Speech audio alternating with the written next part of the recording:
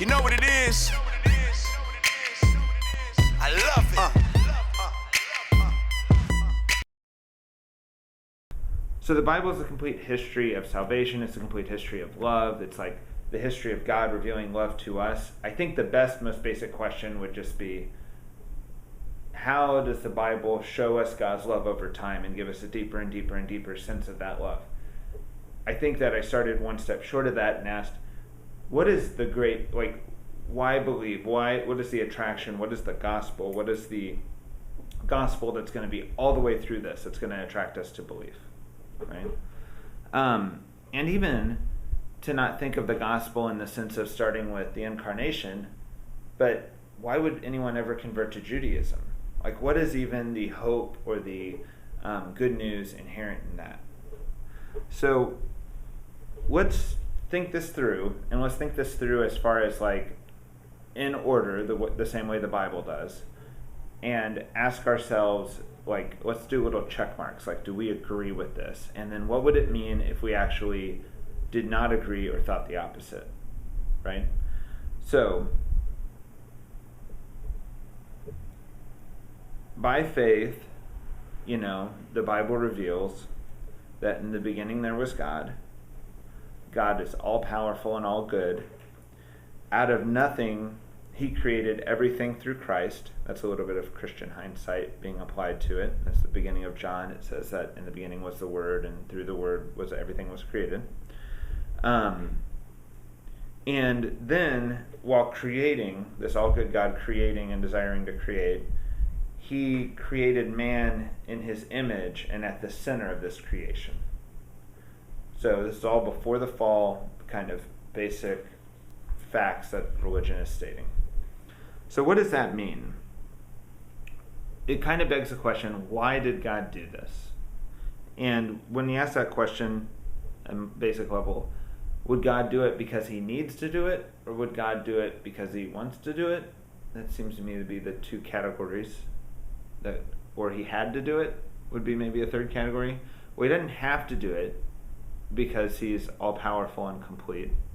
He doesn't need to do it because for the same reason. I guess need and had are kind of the same idea, right? So he doesn't need to do it because he's all complete and he doesn't need his creation, right? Which leaves that he wants to do it, which is pretty awesome because this kind of is a good news inherent in this, that we are wanted and not needed. So what would it mean if you didn't believe that? Why would that be such a bad thing?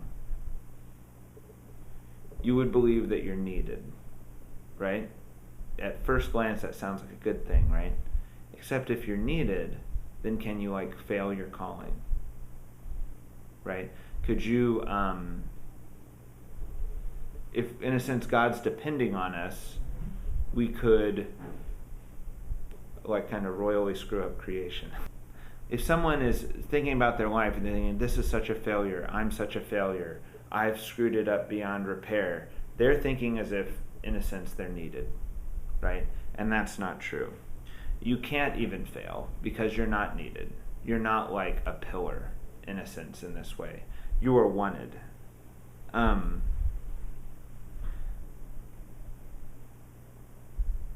And that kind of has another interesting implication, that if you're wanted, what types of things does an all-good God want? Also with a little bit of Christian hindsight, what type of things does an all-loving God want? Does he want anything that is evil? Does that mean that you are evil? No, that's kind of interesting, right?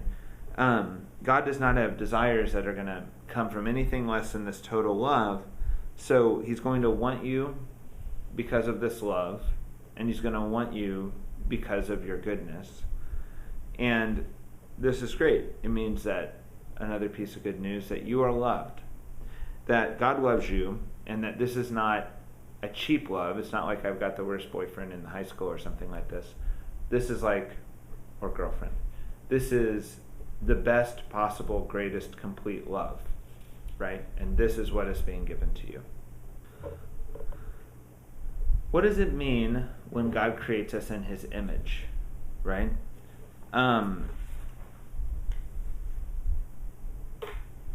there's different ways you could be created in his image, right? It could mean that we have 5 fingers on each hand because God has 5 fingers on each hand and we're made in his image.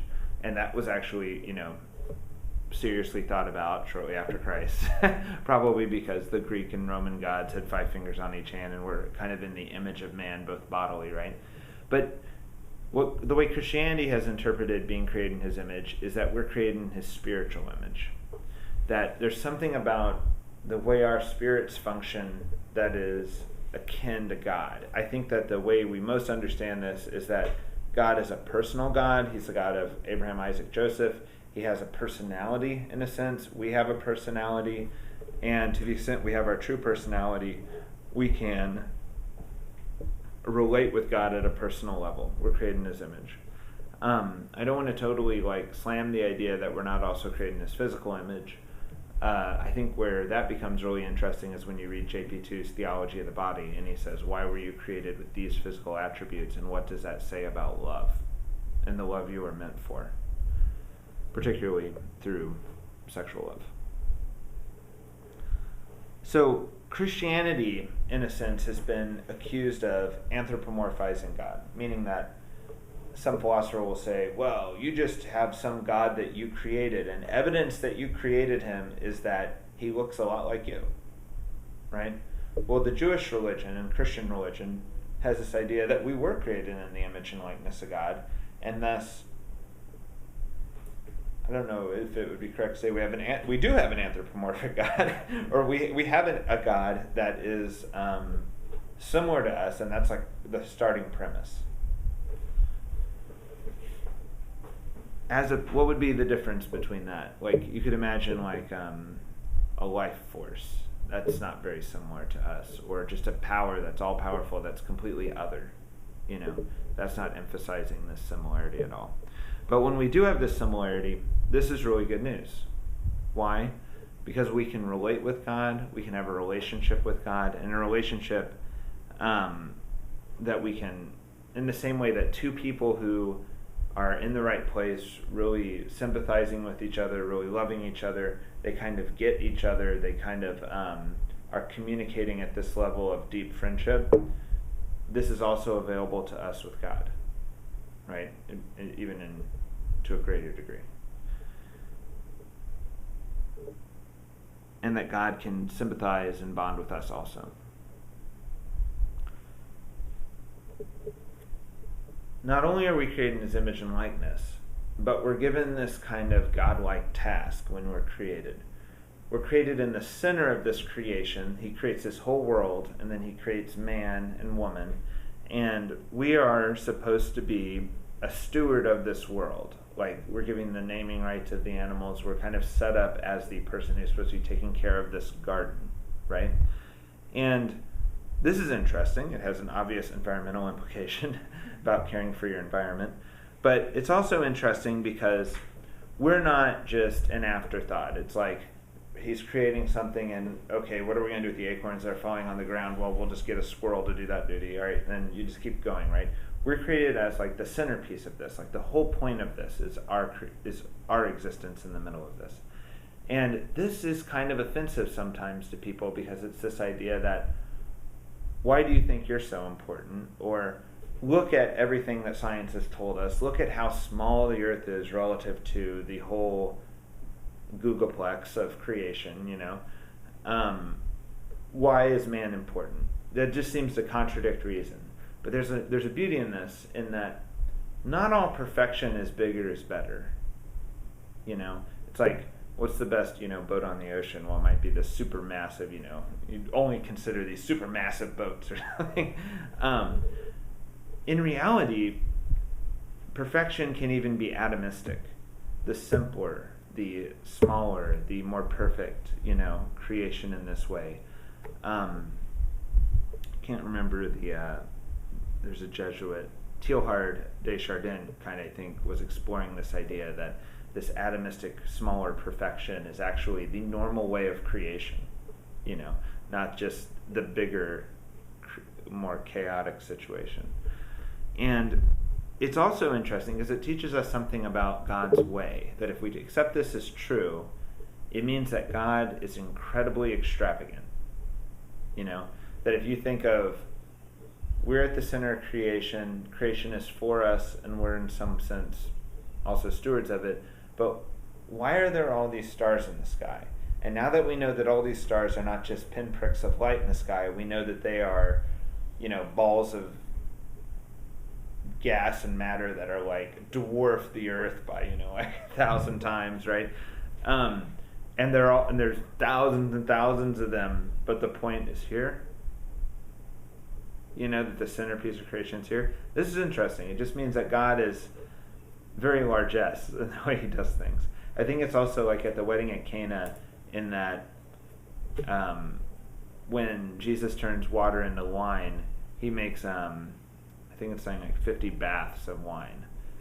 He could have made everyone drunk for a week off the amount of wine. It wasn't like, Jesus, we need wine. Here's the bottle. It's like, Jesus, we need wine. All right, boom, now you're set for, the wedding plus more. And this appears to be like a characteristic of God in the way he works, which is kind of neat.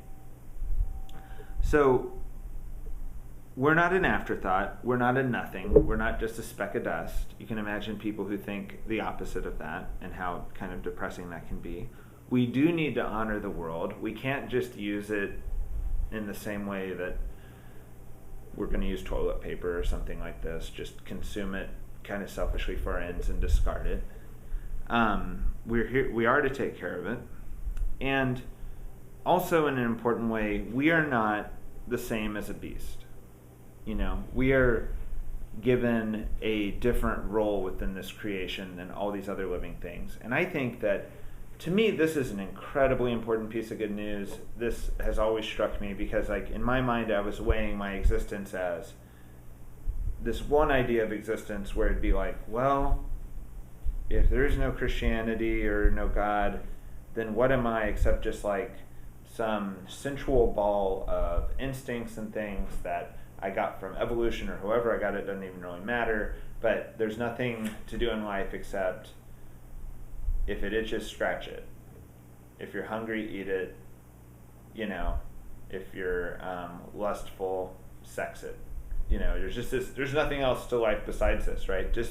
And what was I saying? I was saying there's nothing in life but to behave like a beast, right?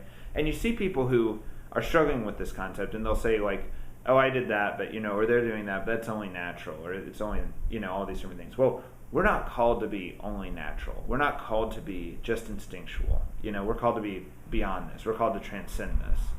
And it is part of the good news of our religion that we give people a meaning beyond that, right? I guess in a way, this whole idea of like being a beast is kind of like just being a nihilist or something like this.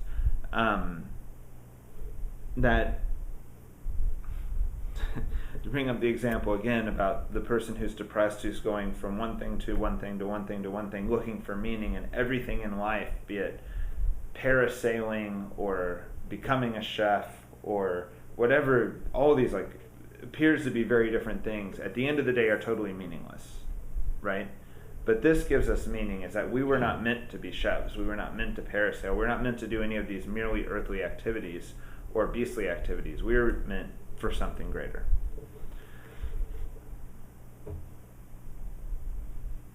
And also, it means that us not being a beast is that we should not just think of ourselves as a beast and behave as a beast, but we should not treat other people as beasts.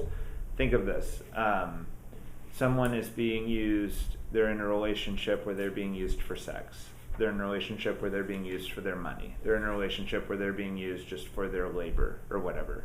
Be it human slavery, be it just a bad marriage, be it anything like this, right? That person is being treated as a beast by someone else. And many people are living in situations that they're trapped in this idea, that I am here for this other person's XYZ, right? This is horrible. This is a bad place to be, right? And part of the good news of Christianity and Judaism is no. You are meant for more than that. You are not, in a sense, to be treated that way as merely a beast. And this is all part of the creation story. So, we're in creation. That's good. we have all this good news, we have a job to do. We're stewards in this creation. And then we try something else. We decide that we want to eat from the tree of the knowledge of good and evil. This is tricky. This is the original sin, right? But let's not be so quick to condemn it. The reason is, someone may say, oh, you're a Christian. Well, you should be Christ-like. You should be Godlike, right? In a sense, even in our original creation, as the steward of creation, we are being a little bit God-like. Like God has helped us, have a certain role like his, like an administrator role, So when we were tempted to eat from the tree of the knowledge of good and evil, the temptation is to be godlike. But in all these other cases, being godlike was a good thing, right? But in this knowledge of good and evil, it's like you eat this and it will make you like God, right? And even God admits this, that this eating of this forbidden fruit makes man like God. The problem is that this type of godlike is something that we're not equipped to handle, right? In the same way that even today, after eating this fruit, we're not supposed to be judging. We're not supposed to think of ourselves as the savior of humanity. Those are parts of God's functions that we're just not equipped to handle. If you think of if you ever look at angel theology, like this angel is a guardian angel, this angel is a, some other type of angel, right? They have different roles that is assigned to them, or different jobs. And this is kind of like we've had a job, and now we've taken a job beyond our job, in with this knowledge of good and evil. And with that comes great responsibility. Responsibility that, as I keep saying, we can't handle. So, what is God's response to us, or what are the natural consequences of us getting ourselves in this situation? One is, we were in paradise, but we're not in paradise anymore. Is that just some sheer punishment that God gave us, or is there some good news hidden in this idea? We have been asked to leave paradise, or we have been forced to leave paradise, and it's almost like a definitional problem. When we created something imperfect, paradise was no longer paradise. It kind of contradicts the definition of the thing. So of course we had to leave paradise.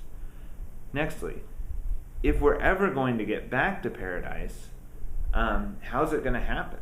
Is it going to happen that the imperfection we created is stripped away and then we're back in paradise? Seems like that was a possibility. Or are we going to have to be perfected with these greater godlike capabilities that we took upon ourselves, which is also an interesting possibility.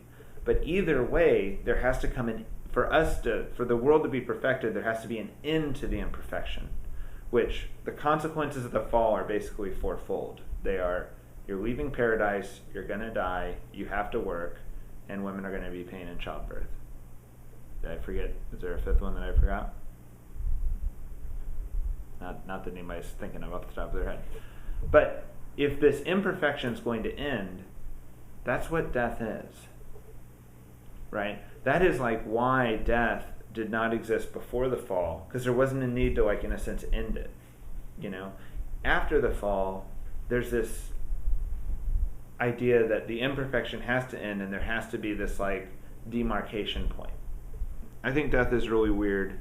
It's probably the thing that seems like one of the greatest evils in life, but I can't put my hands around it kind of mysteriously about why, in fact, it's maybe not one of the greatest evils in life. I think we all know that certain people at the end of their lives kind of are hoping for death, and it doesn't seem like an evil thing. It's almost like saying we don't want to talk about that, because it is a weird thing. Even St. Paul talks about it. If I had my way, I would just die right now, but for your sake, I will stay, if that's what, would be for the good, right? So they're all saying these things, that death is not necessarily the bad news, right? And before Christianity and before Christ rises from the dead, is it obviously not bad news? I mean, it's one of the greatest, in a sense, villains of human history is death, right? But I'm wondering I think that death is interesting, because death is just the end of the human problem as it is now.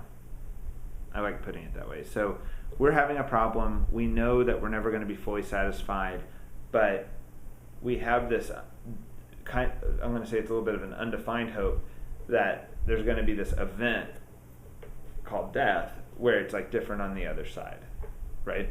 I tend to think that if when everyone turned 50, if they entered a spaceship and the spaceship went off out into the universe and they never sent us any messages back, that we would just like call that death.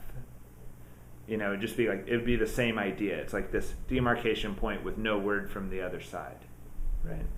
And that's why that makes Jesus' resurrection like a very interesting event, you know, because it is that someone coming back from the other side idea. And there's a couple other resurrections in the Bible, of course, where they don't come back from the other side the same way Jesus does. But main difference being he used his own power to do it. Okay, so death is this interesting thing. And along with death comes work.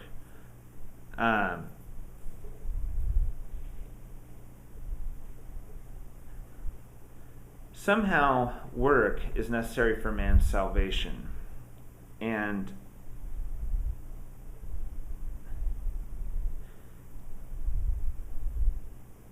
it's necessary for man's salvation, but it's never sufficient for man's salvation. It's, even if you think of it at a simple level, and we not thinking like morally saving ourselves, but just at like feeding ourselves, man is always dependent on other men and on God to even achieve any of the ends of his work, even survival, right? There's no one who's ever been super, absolutely independent.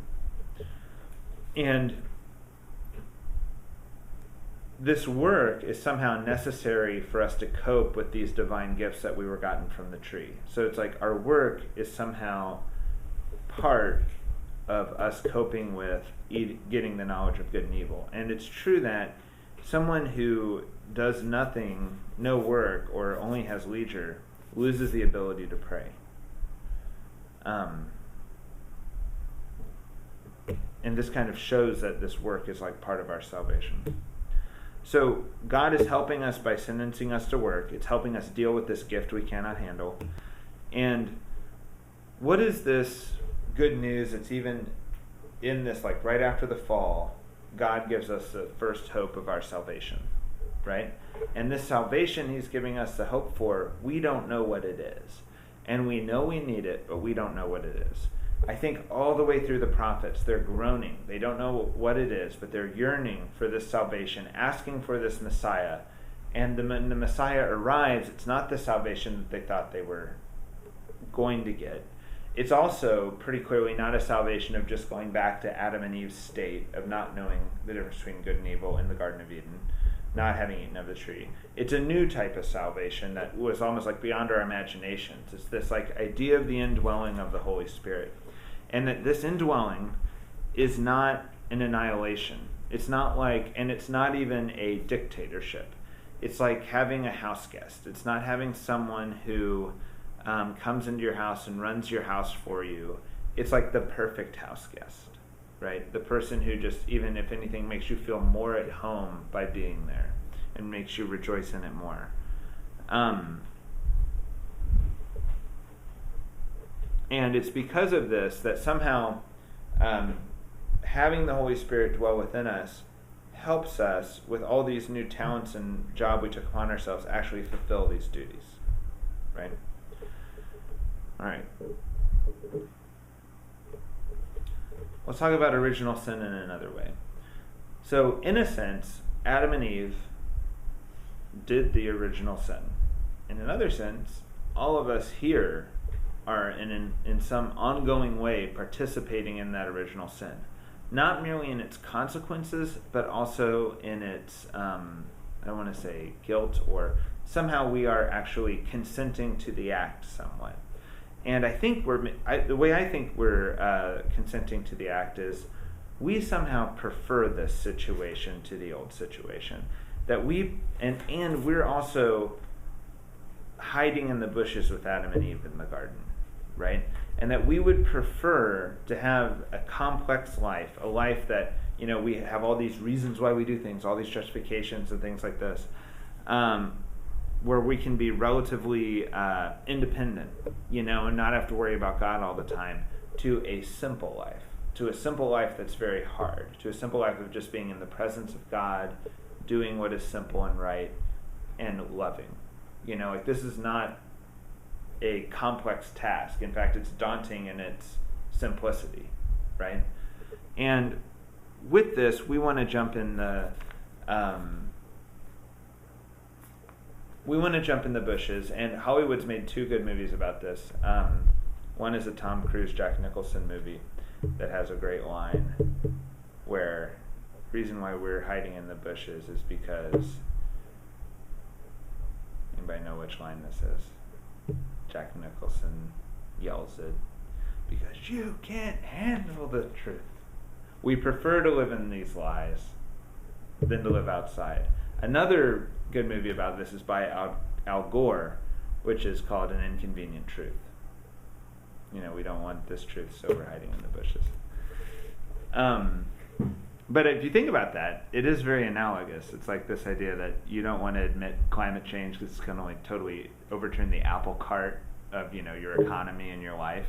That's this exact same idea with the Christian idea. So there's this interesting idea in the Bible that you cannot stand in the presence of the Lord or look on the face of the Lord and live. That this is somehow a very hard thing, And in a way, you can't live because we're going to go into the presence of the Lord after we die. Well, that's one explanation of this idea. But there's also this idea that the prophets and Moses and stuff, when they were in the presence of the Lord, they could not deal with it and live, because it meant that they had to go through a spiritual death. They had to die to their whole understanding and the way they wanted things to be and their ego and things like this in order to come in the presence of the Lord. What is similar to this? And this is why repeatedly in the Bible it says, be not afraid. It means be not afraid to come in this presence of the Lord where you're going to die, And if you think about how different the Lord is to us, you can think of Plato's reflection where he said, what would happen if a truly good man came down right now? We would bring him outside the city and end up impaling him because he'd be intolerable to us, And this is in a sense, a prophecy of Christ, is that God does come down. He is so good that we cannot stand to be in his presence, And instead of dying, instead of being not afraid and dying, we take him outside the city and we crucify him, in order to get him out of our presence, right? Or to get us out of his presence.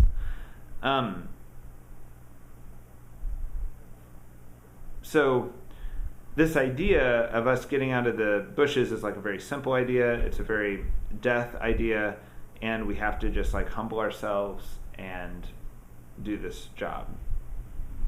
All right, so what does this mean? Death is good news because you're not doomed to this imperfect world forever. You have to work in this life, and that's going to help you pray, that even your work, which you may dread doing, is going to help you pray. I often think of the Psalm line, they go out with tears, carrying seed for the sowing. They come back with song, carrying their sheaves. I feel this is all day long with me. It's I start a project, I go out with tears, carrying seed for the sowing. I end the project, I am so happy, it's the best thing that ever happened. I'm not happy it's over, I'm happy I did it, right? But this is part of the mystery of work, is that you never want to do it, in a sense, but you're always happy you did. We were made to dwell in God's presence. We're going to be able to dwell it again, although it's going to require this death. We are lost, but we're not lost in the way that, in this wrong-headed way.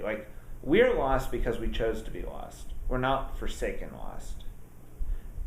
There are you meet people who are carrying the attitude that they are lost because they are forsaken, right? Not lost because they wandered or wanted to wander, right? So this is part of that flipping of the whole dialogue about Christianity. We need to understand that we're lost because we're choosing to run, right? And that not only are we choosing to run, but that God is doing everything in his power to find us, right? Short of taking away our free will. in addition, we're not bad, we're only corrupt, and that God did not even create evil. I think this is a very interesting idea in the sense that evil is not real in the same sense other things are real. We had this great article that we found that was like pornography, a big ado about nothing. And it was about this idea that pornography is evil, and so you can go on these like wars against pornography, but unfortunately when you label it as evil and you start attacking it, you are always running the risk that you will attack something, right? And something, everything is created by God and is therefore good. So when you go against, okay, this is also an interesting idea about righteous anger in a sense, right? When you are against and you're on the attack, you run the fear of hurting something or being against something good that God created. So like in the pornography debate, it's hard sometimes to be so just against pornography but still honor the goodness and sexuality, the goodness of the naked human body even, the goodness of everything that God created in this. You don't want to get put on the other side of this, right? Or the goodness of that person, even the person who created the thing that is corrupt, or the person who participated in the corruption, right? We need to be loving and be for that person, even if they're doing something corrupting, right?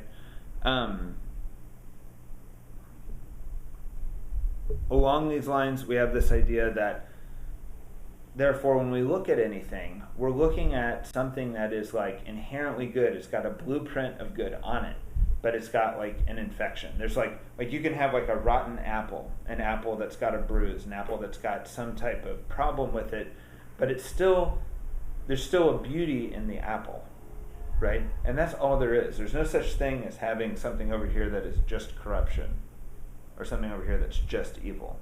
It's always something that then is tainted. Something good that then is tainted, right? So evil cannot exist independently of this good thing, right?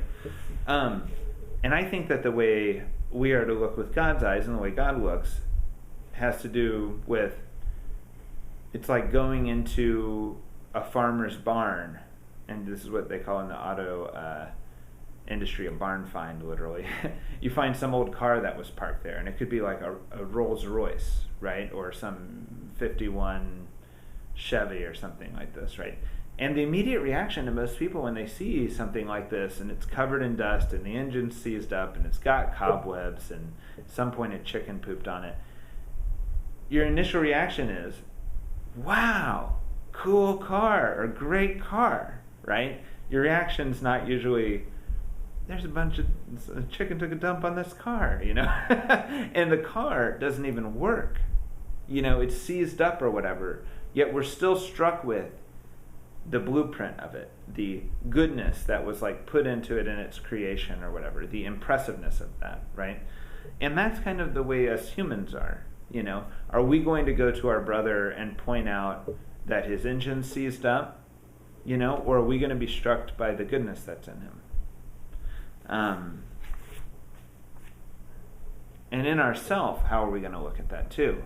I think there's another interesting analogy with this, is that when people are really car guys or car people, and they really are into like redoing these cars, it's almost never profitable.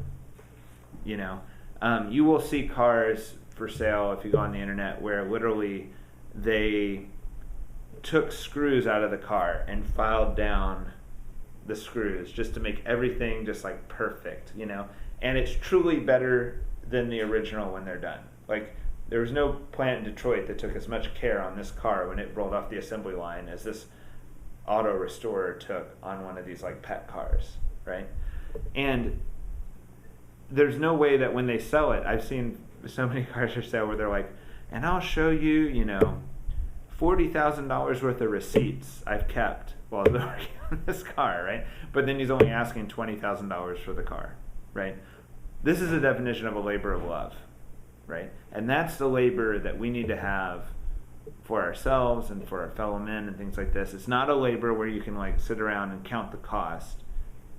God is restoring us beyond the cost in like an irrational way, and not in a self-interested way. All right, we've gotten all the way through the fall. Some major facts about our existence and good news type facts have been established. But now man is just living and walking and worshiping the Lord. But it's nothing the way we think of it today. Like, they had no church. There's no record of that in the Bible. It's just people walked and they every man did what he thought was right. In a sense, all the religion was maybe the right way to say is a natural religion. They worshipped. They thought they knew what to do. I mean, there was no priesthood. There was no scripture. There was no everything that you are thinking of as like what religion is. They were religious, but they did not have it, right? And maybe they didn't need it. I want to throw that out there. Enoch so closely followed the Lord and walked with him that God took him. Enoch is one of the people that never even died. He was just taken to the Lord, right? There's this idea by the person I see who expresses it is St. Anthony of the Desert, or St. Anthony the Great. And he's a really interesting guy. He's kind of the first major monk, who kind of started the monastic movement. There were a couple before him, but he's the guy who really caught the world on fire with monasticism. And he was illiterate. But there's a couple letters that have been preserved from him that you have to look they're kind of hard to find in print, but you can find them, that he has a couple letters attributed to him. And in one of the letters, he gives his own salvation history idea, where his idea is that when we were created, our conscience was so formed by God and ordered towards the right that part of that part of salvation history is that was getting duller and duller and duller. Like, the reason why man did not have a church immediately after the fall was partly because man didn't need a church immediately after the fall, because his conscience was still more rightly ordered at that point, right? But then the story of the Bible is kind of man, that conscience getting duller over time, and like one major point in that dullness is like when we get Noah and the flood, is that people are with God, but they're kind of forgetting more and more and more and more about him. It's becoming less obvious the difference between right and wrong to people, and we get all the way to the point that there's one guy left who's like following the Lord, and it's Noah. Go for it. I have kind of a weird time with the idea that when you say that, it sounds sort of inherent, like as time goes on, people's consciences get farther away from being ordered, and like it sounds almost sort of like not genetic, but like inherited in a way, like it's like nature versus nurture. I would say, okay, no, keep on. Fully right. So what you're saying. Like the way that like makes sense in a natural world would be like society is devolving, so it's like sure. a societal problem. But are you saying that it's kind of an innate thing? I don't know. I mean, like, you kind of inherit your society too, right? And there is this idea in the Bible, like, I'm not saying it's genetic doesn't make sense, right? But there is this idea in the Bible that the son down to the third generation is still suffering the sins of his father, right? There's this idea that everything that you take for granted, that we even think of as stuff that we do to form our own conscience, like read our scriptures, is something totally handed on to us by our fellow men, and that the church is from our fellow men. And the only way we've even heard of Moses is from our fellow men, right? So there's this dependency. So I think it's like I think you're right to think that it's not like a genetic thing, of course, but it is kind of like all humanity is just walking down the road. But it is something also happening inside of them. It's not just social. It's like, I think it's probably like this. It's like, if you hang out with a group of like ruffians, you just get rougher, right? The more you drink, the more you do all these things that are maybe like kind of callous acts, your sensitivity to the good might get rougher, right? Something happening internally from also something happening socially, maybe.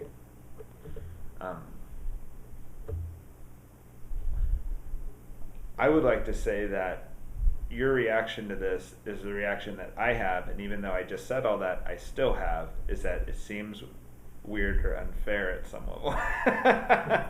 But I'm kind of at peace with it because it just seems to match all the evidence. You know what I mean? That this is just the way it works, you know? Like, if you're raised by kind of unloving people, it's harder to be loving, you know? So anyway, and it has to do with our conscience. This is all like some part of some big feedback cycle or something. Is there anybody who can put a capstone on this idea? Okay, well, we'll just leave it at that. It's kind of mysterious. But anyway, society and people's religion is devolving. They don't have all the bulwarks in place that we now take for granted, like scripture and priesthood and church and temple and all these things. It must be everyone doing what they saw fit, you know, following their conscience, to the point that we get to a point where God can look on the earth and see Noah, who's putting an effort into following him, and everyone else who's just kind of gotten too stupid to do it, right? Or too stupid, or that might be a kind way of saying it. They've gotten kind of evil, you know? And what God does with Noah is he creates, I think, a model for us, which I would call it like the righteous underdog, is that it's not that if you look throughout history, God took always the most powerful people all the time, and that these are the servants of the Lord, and the Chinese emperor is the servant of the Lord, and, you know, the dictator is the servant of the Lord, and things like this. It's that it's often the righteous underdog, you know. Even the Jewish people as a people throughout the centuries are kind of witness to this idea of the righteous underdog. And so Noah does something totally countercultural in his age, and he's following the Lord, but then he's asked to do something totally ridiculous and build this ark. All society's turning against him, and Noah and his family is saved, and they get in this ark, and God floods out the world, right? This is kind of like hitting the reset button, you know? This is interesting because this is not what we want for salvation. And what God does at the end of this is he promises never to do this again, never to flood the world. I would like to read into that a little bit more to say that, okay, God's not going to flood the world. All right, I'm not really worried about him flooding the world. But I'm more worried about him saying, be done with this. You know, like, this is just not worth the bother, you know, and setting us out, you know. And I think that that's kind of the content of this promise he's making to Noah, is that I reset it and I'm never going to do it again. In the future, I'm going to work with you as opposed to wipe the board clean. I'll correct the board as opposed to wipe it clean. So this is interesting. It's also interesting that God took a righteous underdog and saved him. Right? That when the whole world was against Noah, he's showing what salvation looks like in taking Noah from it, right? From the persecution and everything. And that's, I think, also being offered to us as a model, is that if in our life everything turns against us like that, he will save us. As an aside, it seems like so many people like have like almost like persecution complexes to the point that it's like their whole Christian discernment is, am I being persecuted? Then I must be doing God's will. Am I upsetting everyone? Then I must be doing God's will. And I think these people, that's an obviously wrong way to be. But, all right, so God will save us in this bad situation. And then we get society rebirthing again, and let's think about the world as a stage when Abraham comes on. All right?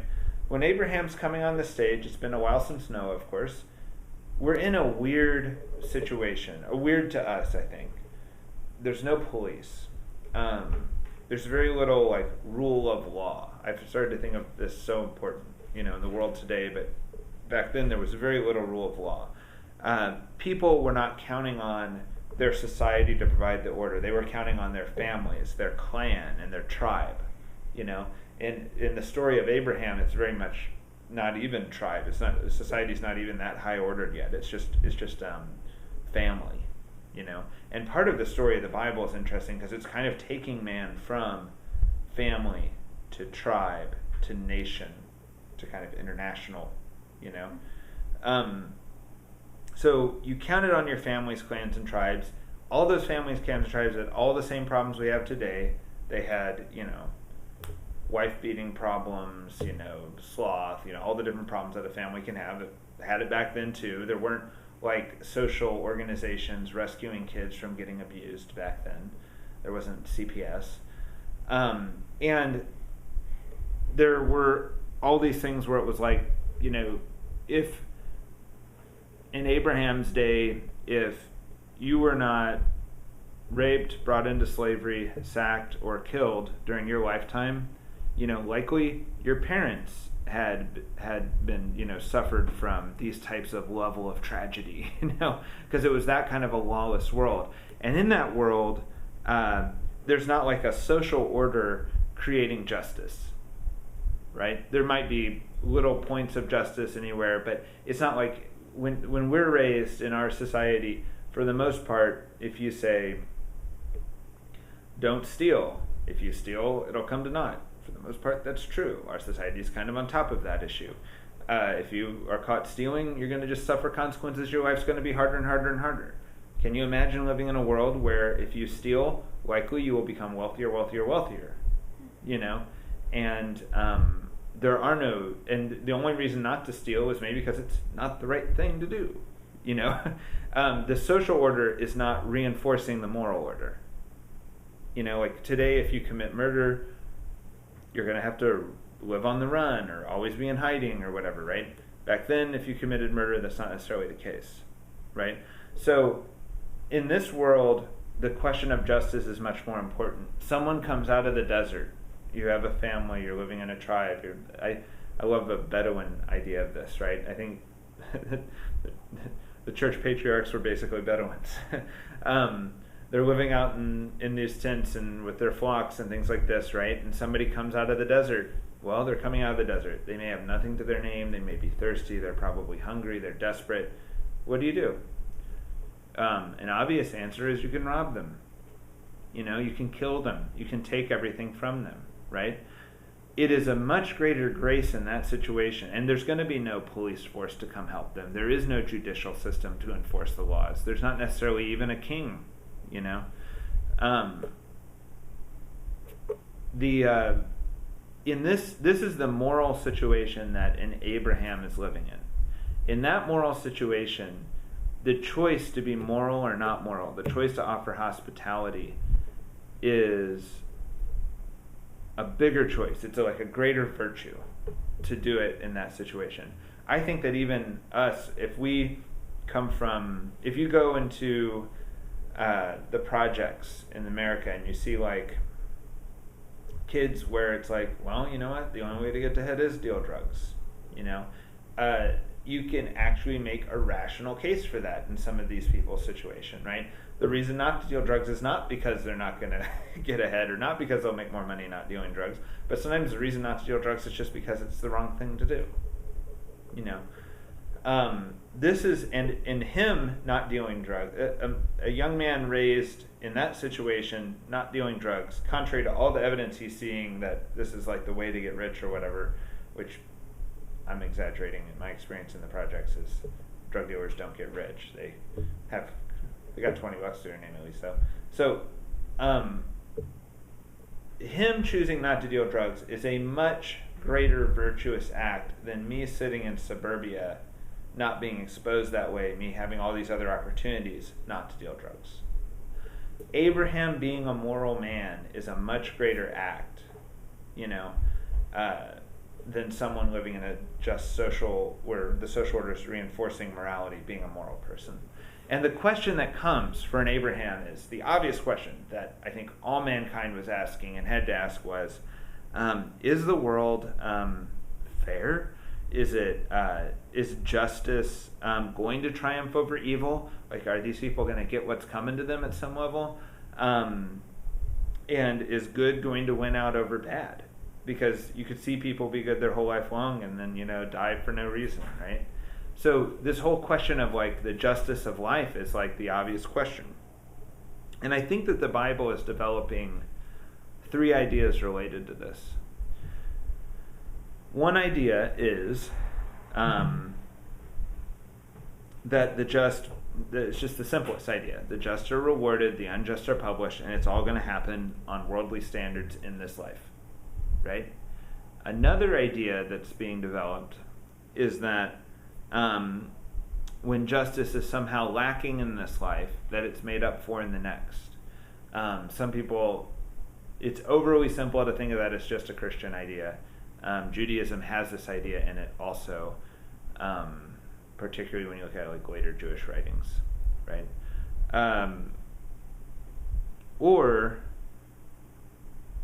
And then the kind of the deepest answer to this question the Bible is developing is that somehow being just is a reward in and of itself. Because maybe it allows us to live with purity of heart. It allows us to be closer to God. That somehow just being an honest person is a satisfaction in and of itself, even if bad things are happening to you because of it.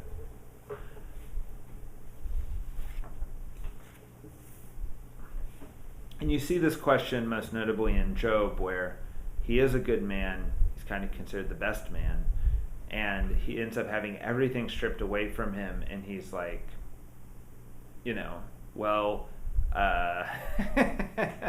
what's the point, God? This isn't fair, blah, blah, blah. And his friends come, and his friends go, clearly you're not just. They're so stuck on this idea that the worldly reward is tied to the way you behave, that they're like, Job, you did something wrong. You must not realize it, because bad stuff happens to bad people. It doesn't work the other way around, right? And they bug him about this on and on and on and on and on until finally God comes through and just says, I'm going to do what I want. My ways are so far above your ways, you're not going to understand it. But he ends up condemning those who were calling Job bad more than he ends up condemning Job for complaining. God doesn't condemn the complaining nearly as much. And at the end, what's kind of interesting is, so that's a very interesting story in of itself. But at the very end, Job ends up getting everything back on the worldly standards anyway, in spades beyond. Because it's almost like as if it was so unsatisfactory to end on this note that God does what he wants, that Job gets everything back in spades beyond what he had that he initially lost, right? Even in this life, And I'm not saying that is the way I think God works. Like when the young man comes to Jesus in one of the gospel passages about this, and he won't leave everything, go and follow Jesus. I think Peter goes to Jesus and says, but what of us? We left, farms, families, and fields, to come follow you. And Jesus says, kind of like, instead of saying, Peter, don't make too much of yourself, he says, yes, and you will have more in this life and in the next. He's not just promising heavenly reward, he's promising something in this life too. Which I don't know what that always means. I honestly think that sometimes that means cash, or farms and fields and families, just like in the most literal way.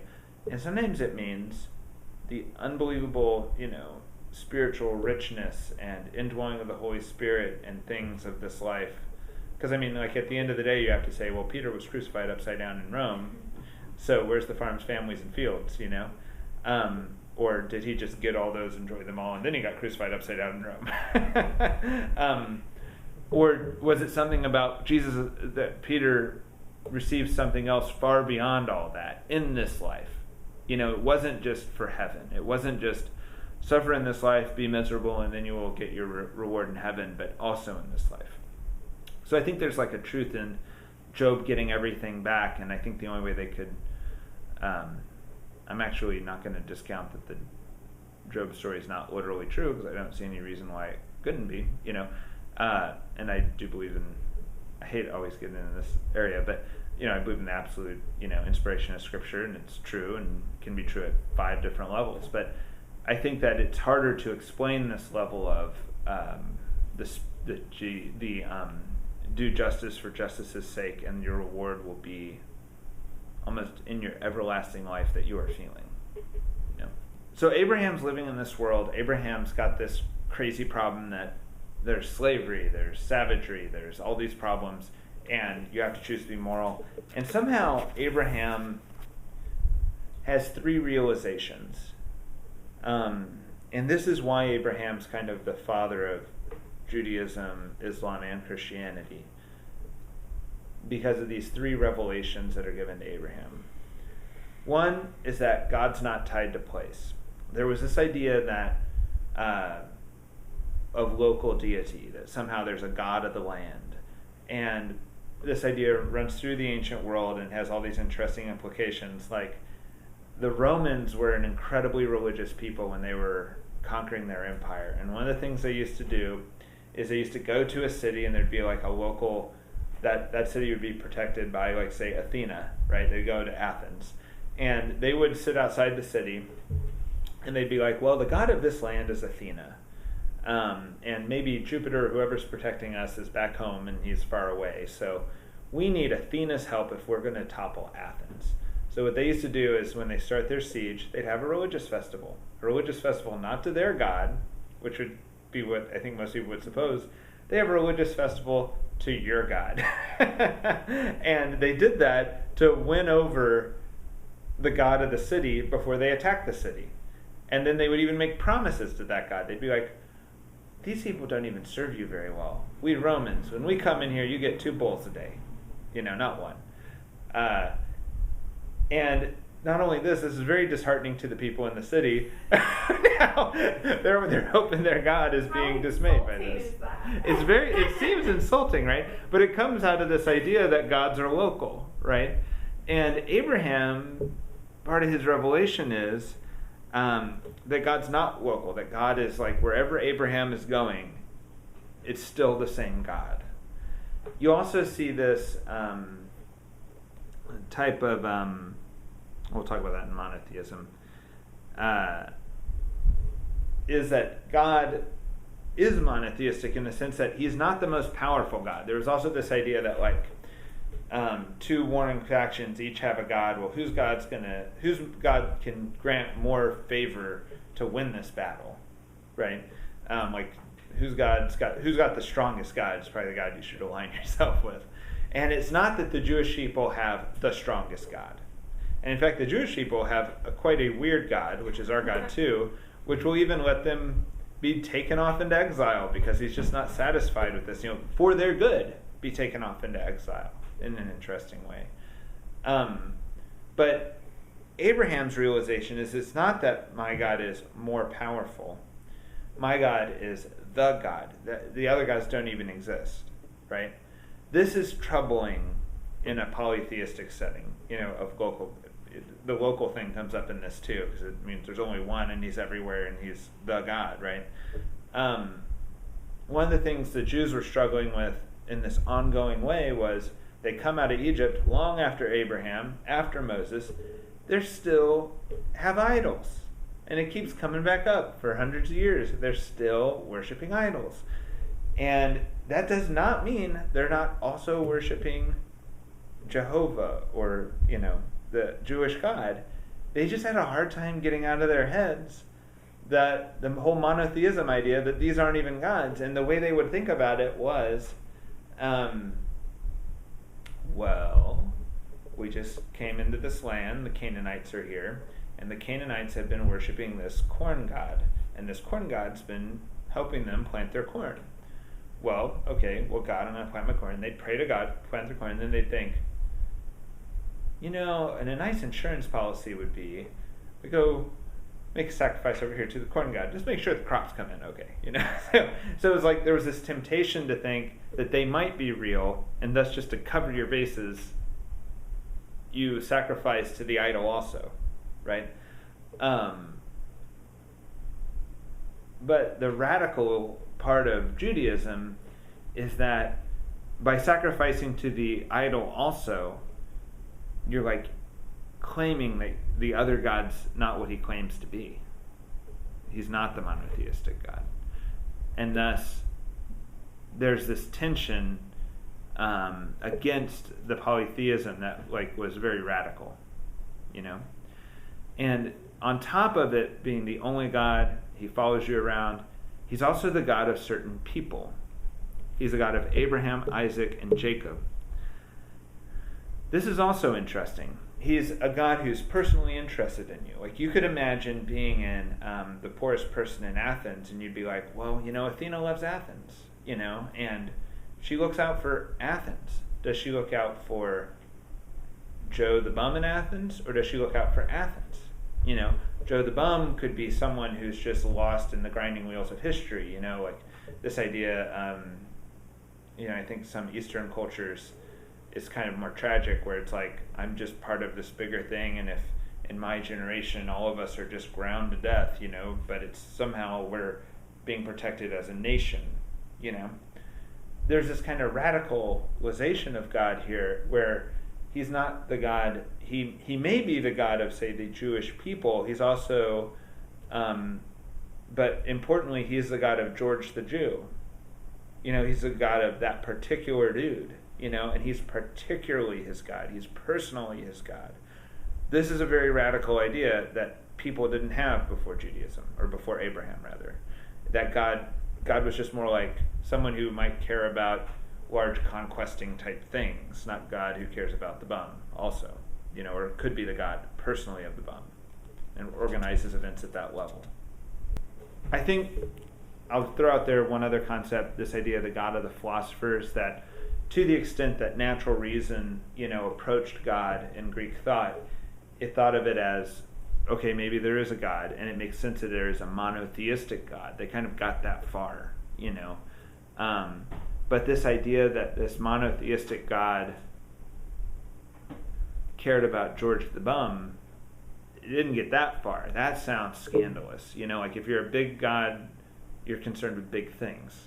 And you're a distant God, and you're not necessarily like us as humans. We're just one part of a whole.